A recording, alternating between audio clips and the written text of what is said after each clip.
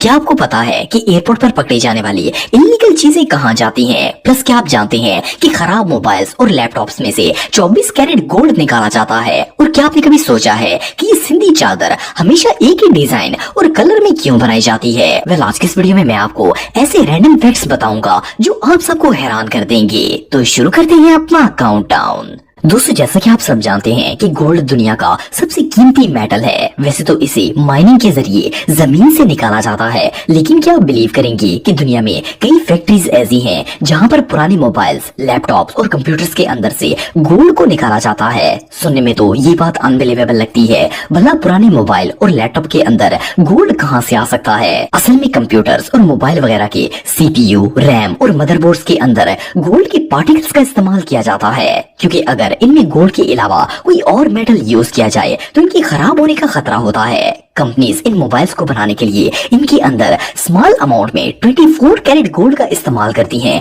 ताकि ये देर बाद चल सके।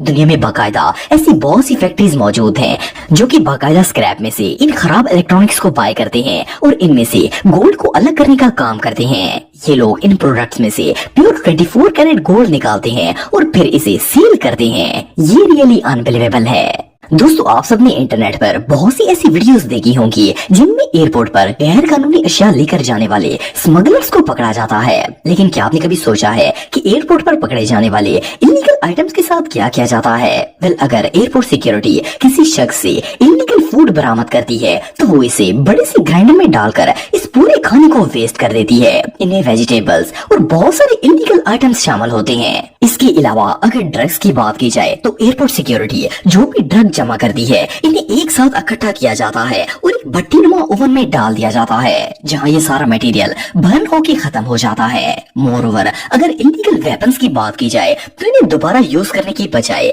इन्हें स्टील कंपनीज को दे दिया जाता है। ये स्टील कंपनीज इन वेपन्स के मेटल को मेल्ट करके इसे मुख्तलिफ चीजें बना देती हैं। इसके अलावा अगर एयरपोर्ट या बॉर्डर पर इलीगल व्हीकल्स को पकड़ा जाए तो इन गाड़ियों को एक ह्यूज मशीन के जरिए डिस्ट्रॉय कर दिया जाता है और इन्हें यूज के काबिल नहीं छोड़ा जाता।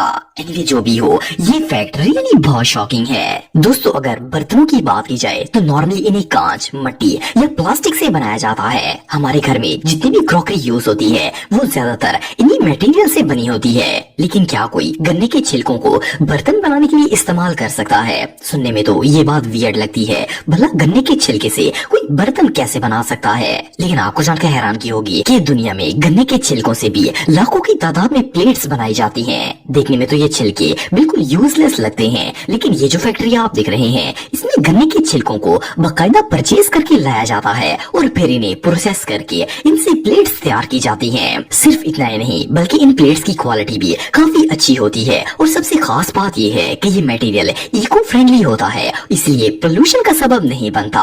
वेल, ये आइडिया सच में कमाल का है। दोस्तों, आप सबने अक्सर कबाड़ खानों में प्लास्टिक की खाली बॉटल्स के ढेर देखे होंगे, लेकिन क्या आपने कभी सोचा है कि इन पुरानी बॉटल्स को जमा करके आखिर इनका क्या किया जाता है? वेल, आपको जानकर हैरानगी होगी कि ये यूजलेस नजर आने वाली बॉटल्स असल में बहुत ही काम की होती हैं। दरअसल इन बॉटल्स को PVC पाइप्स बनाने के लिए इस्तेमाल किया जाता है। पठान इन बॉटल्स को जमा करते हैं और स्क्रैप वाले इन खाली बॉटल्स को फैक्ट्रीज में भेज देते हैं, जहां पर सबसे पहले तो इन्हें एक श्रेडर में डालकर इन्हें क्रश किया जाता है। जब इनके छोटे छोटे पीसेस हो जाते हैं तो इन्हें एक बड़े से टब में डालकर वॉश करने के लिए भेज दिया जाता है। इसके बाद जब ये साफ हो जाती हैं तो इन क्रश्ड बॉटल्स को ड्राई किया जाता है और एक मेल्टिंग मशीन में डाल दिया जाता है। ये मशीन इस प्लास्टिक को अच्छी तरह मेल्ट कर देती है और इसके फ्रंट पर पाइप नुमा एक सांचा बना होता है, जहां से ये मेल्टेड प्लास्टिक पाइप की शक्ल में बाहर आना शुरू हो जाता है। वेल, ये पाइप्स घरों और बिल्डिंग्स वगैरह में पानी की निकासी के लिए इस्तेमाल किए जाते हैं। मजे की बात यह है कि इन बॉटल से बने हुए ये पाइप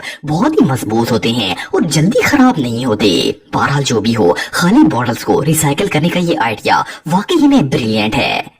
दोस्तों, अगर जानवरों के बारे में रिसर्च करने की बात की जाए तो जब भी हमें किसी जानवर के बारे में कोई इन्फॉर्मेशन लेनी होती है तो हम सिंपली गूगल में जाकर इस एनिमल की पूरी इन्फॉर्मेशन हासिल कर लेते हैं। इवन हम ये भी सर्च कर सकते हैं कि इस जानवर के कितने टीथ हैं और वो क्या खाता है और इसकी बॉडी का एक एक पार्ट किस तरह काम करता है। लेकिन क्या आपको पता है कि जानवरों के बारे में इस इंफॉर्मेशन को हासिल किस तरह किया जाता है? वेल, आपको जानकर हैरानगी होगी कि अमेरिका के शहर शिकागो के अंदर एक स्पेशल एनिमल लैब बनाई गई है जिसके अंदर दुनिया के ऑलमोस्ट तमाम जानवरों पर रिसर्च की जाती है। इस लैब में अब तक 11 मिलियन जानवरों पर रिसर्च की जा चुकी है। यहाँ पर साइंटिस्ट पहले जानवरों को एक खास किस्म के लिक्विड में रखते हैं और फिर इनके जिस्म के हर हिस्से का पूरी तरह से मुआयना करके इंफॉर्मेशन को कलेक्ट किया जाता है। इस लैब के अंदर जानवरों को ऑपरेशन किया जाता है और इनके एक एक पार्ट की डिटेल इकट्ठी की जाती है। इसके बाद इस इंफॉर्मेशन को इंटरनेट के ऊपर अपलोड किया जाता है जो बाद में हमें सिर्फ एक क्लिक से हासिल हो जाती है।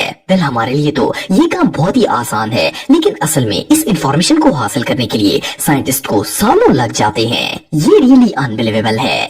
दोस्तों, आप सब पाकिस्तान की सबसे फेमस चादर अजरक के बारे में तो जानते होंगे। ये सिंधी ट्रेडिशन का बहुत ही फेमस पार्ट है। आप इसे सिंध की पहचान भी कह सकते हैं। वैसे तो पाकिस्तान के अंदर ये चादर बिल्कुल नॉर्मल है, लेकिन आपको जानकर हैरानगी होगी कि इसका ये डिजाइन आज से तकरीबन 5000 साल पुराना है। आपने नोट किया होगा कि अजरक वाली चादर का कलर और डिजाइन ऑलमोस्ट हमेशा ही सेम होता है। असल में इस चादर का ये खास डिजाइन एंशिएंट अरब के दौर से ही चलता आ रहा है। उस दौर में भी ये बहुत ही फेमस थी और इसे बनाने का तरीका भी बहुत ही खास था। कदीम अरब के लोग सिंधी चादर के डिजाइन को हाथों से कशीदाकारी करके बनाया करते थे। सिर्फ इतना ही नहीं, बल्कि ये चादर बहुत ही एक्सपेंसिव भी हुआ करती थी और इसे सिर्फ अमीर लोग ही इस्तेमाल करते थे। हालांकि आजकल के दौर में भी इसका डिजाइन वही है, लेकिन अब इसे मशीन्स के जरिए बनाया जाता है।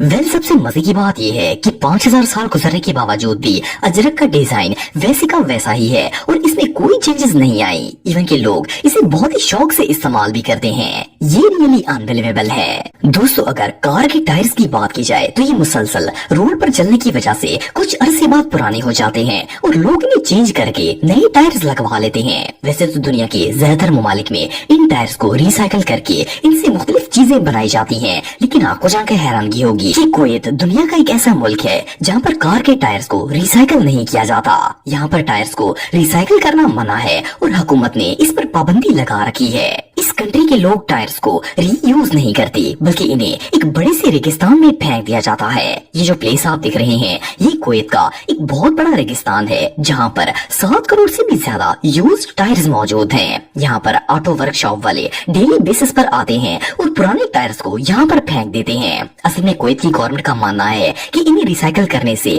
पोल्यूशन पैदा होती है जो लोगों के लिए खतरनाक है। बहरहाल जो भी हो, ये प्लेस वाकई में बहुत वियर्ड है। दोस्तों, जैसा कि हम सब जानते हैं कि हमारी ये जमीन मट्टी से भरी पड़ी है और इस प्लेनेट पर मट्टी की कोई वैल्यू नहीं है। इसकी वजह ये है कि ये हर जगह इजीली अवेलेबल होती है। लेकिन क्या आपको पता है कि मार्स प्लेनेट की मट्टी कितनी एक्सपेंसिव है? वेल, आपको जानकर हैरानगी होगी कि मार्स की 2 पाउंड मट्टी की कीमत 9 अरब डॉलर से भी ज्यादा है।